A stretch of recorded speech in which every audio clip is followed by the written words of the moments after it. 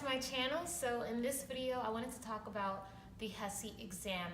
So as you guys know, the HESI exam is the test that you guys need to take in order to, get into nursing school. As I mentioned in my last video, nursing schools look at two things: your grades and your test scores. So if you're taking the HESI exam and you're looking for exams and advice and tips and just like how to study in order to ensure that you ace this exam, I'm gonna let you guys know everything I did to ace this exam and give you guys the best tools that you need to know in order to do the same. So thank you for clicking on the video and just keep on watching. Don't know if you got a girl, don't mean that disrespect, but all of you rule my world. I even dream of you, I swear. Visions of you and I see you all around my way. So the test is approximately like 4 to 5 hours. Ultimately, the test is pretty like the time span is pretty fair. Pretty ample amount of time to take the test. For 5 hours, and it's I believe I had like 8 sections that I took. So that on the test. So there's reading comprehension, vocabulary. Let me look at this. There's reading comprehension, just making sure you read the summary. They give you a summary and you need to read it and answer the questions according to it. So identify like the subject, just answer questions about what you read. There are practices in the book that you can look at. I'll get to that in a second. So the subject areas on the test include reading comprehension, grammar, vocabulary and general knowledge, biology, chemistry, anatomy and physiology, and math. So you get the English composite score, your science composite score, and then your cumulative score. What you want to look at is your cumulative score. And I'm looking at my scores right now. I got an A on the exam, right? So I'm going to tell you guys everything I did in order to ace this exam. So first of all, I just want to start off by saying, don't get overwhelmed with oh my gosh, I am so scared for the test. It's not a test that you should be scared for. Like, the HESI exam is really just to give you guys questions and to start thinking like a nurse, because especially when you get to the critical thinking section, that has to be probably one of the trickiest sections, because I don't really know how you can prepare for that besides taking practice exams questions, because I don't think I really practiced for that. I don't even think that was a section in the book. So yeah, and that's what is one of the most important composite scores. Yeah, and so the critical thinking results are like a whole other section. So like you get your HESI assessment, your HESI cumulative score, right? That's the score that the schools will look at, your overall score on all the sections. And then you also get your cumulative, you also get your critical thinking score. And I think the good range is supposed to be like 800 to 1,000. It's like good. I got in that range.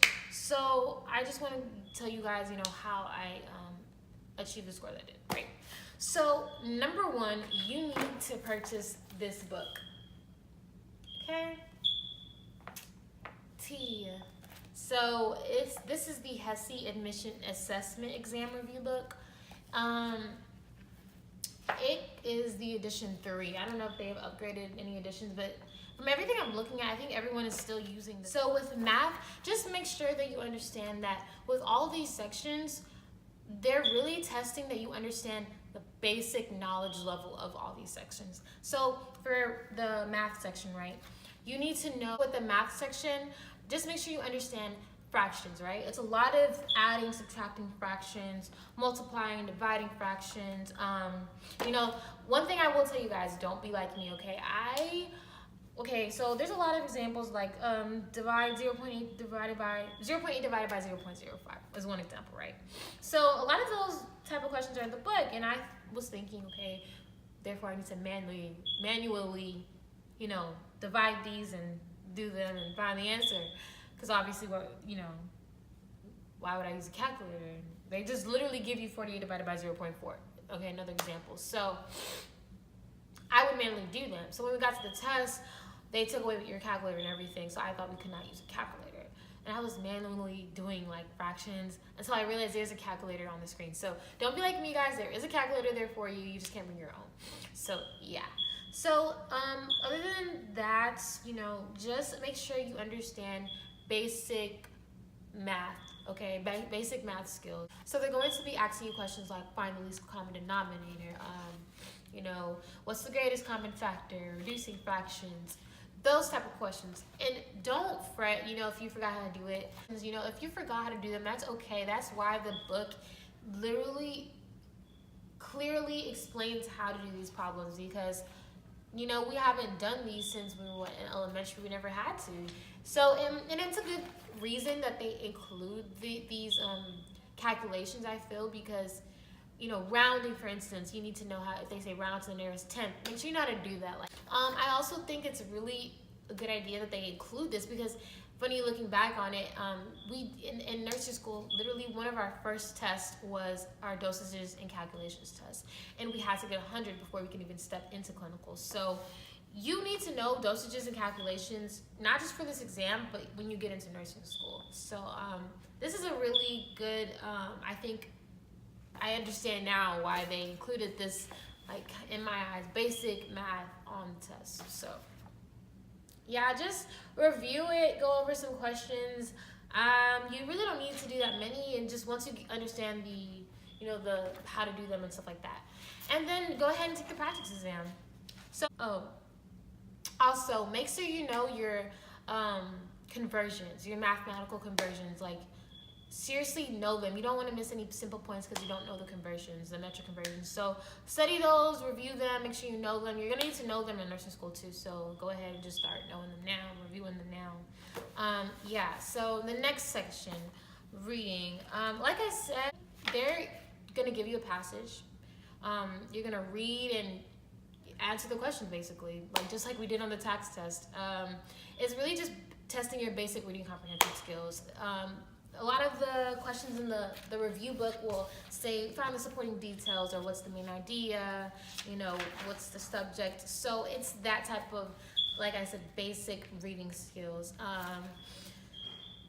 And there's also a practice exam that you can take and, practice and see how you did. And just understanding, there's sections about distinguishing between fact and opinion, summarizing, things like that, or identifying the writer's purpose tone. So that just gives you an idea of what the book kind of consists of. So for the vocabulary section, I would just say be familiar with the ones, especially the ones you don't know. So just look through the vocabulary words.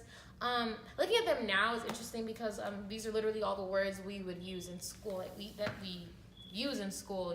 You're gonna expand on these words even when you get into nursing school. So yeah, it's good to be familiar with them and understand what they mean.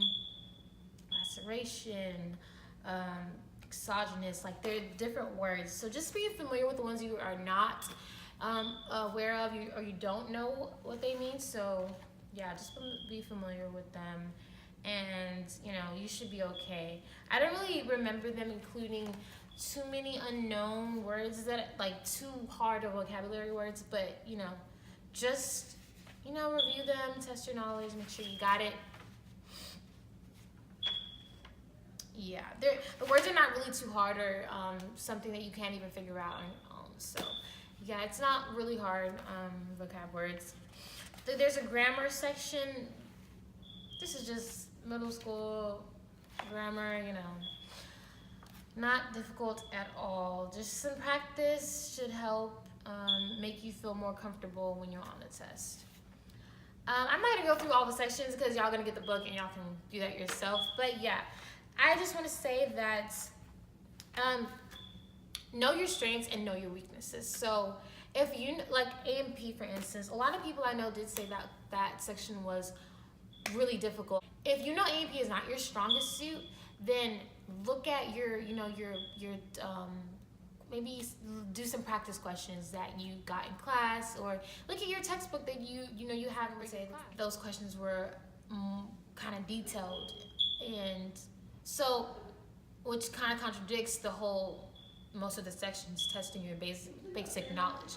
I would say if any of the sessions were detailed, that would be A&P. So yes, if A&P is not something you're comfortable with, just spend more time going over those questions.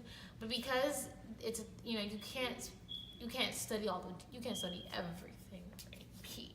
For this test, it's just one section. So do as many practice questions as you can. Look into your studying tools that you have for the actual class. That should help you. You know, because if you're strong in all the other sections, and you can spend more time on that section. Also, make sure you do more practice questions. Those should really help you, which has been so in school, you know, doing practice questions. So, yeah, and the same goes for any other section. So if you know math is not your strongest suit, then make sure you spend more time going over questions for the math section. Yes, the way I studied was that I would go over the sections, I would do questions or what have you, go over the notes, and then I would take the exam after I was done looking at that section. And I would do so for every section. So, yeah, that's really how I studied. It was really just this book, really.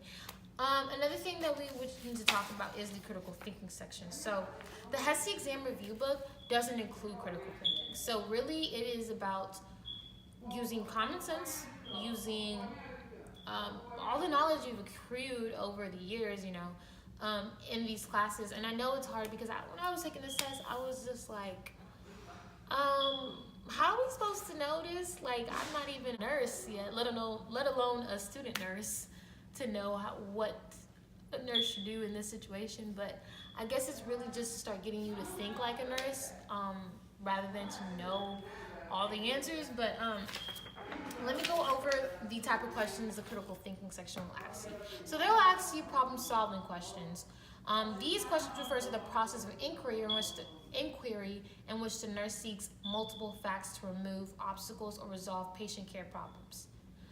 So these are just, there's a problem, there's an issue. What does the nurse do in order to solve this issue to the best of your knowledge? Another type of question is called the biases and ethical dilemmas.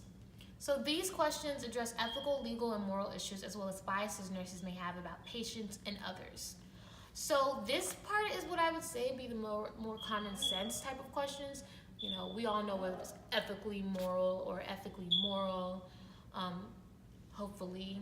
Another type of question is argument analysis questions. These refer to situations in which the nurse seeks to resolve conflicts or disagreements by considering multiple points of view. Another type of question is analysis of data. These questions address the need to interpret patient data correctly and decide if further nursing action is required. So, yeah, and also the scores range from 0 to 1,000, 800 to 1,000 being the recommended that you should want to achieve your score in. So, yes, maybe there's some practice questions that you guys can do on Evolve, you know, for the critical thinking section. But I really just feel that it's not mandatory, because I literally didn't study anything for the critical thinking section. I guess I was just using the best of knowledge that I had. I was really like, wow, it was kind of tricky because it was like, what should the nurse do first, or this and that. I just do your best, guys. Do your best. Give your best educated guess, and I think you guys should be really fine. Like I said, this test is not meant to kill you, okay? I don't really know of any people that, have never heard of anyone who does so bad, like fails it. I know I have friends that have made B's, you know, if anything they've made a B, but I don't really know anyone that's really done poorly. And not to say if you do poorly that there's anything wrong with you. Just retake the exam. You'll probably do better. You'll do better the next time. But I don't think it should be an issue for a lot of you guys.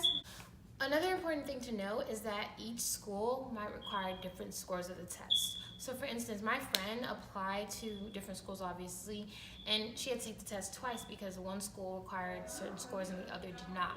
So my recommendation would just be to take the HESI exam that includes all the sections. That way you just send that score to all the schools rather than taking one test and then realizing the school requires the other composite score and another thing. So I just would take the whole thing. Maybe one of them doesn't include the critical thinking section. Maybe that was what it was. I'm really not too sure about that. So just look into the requirements.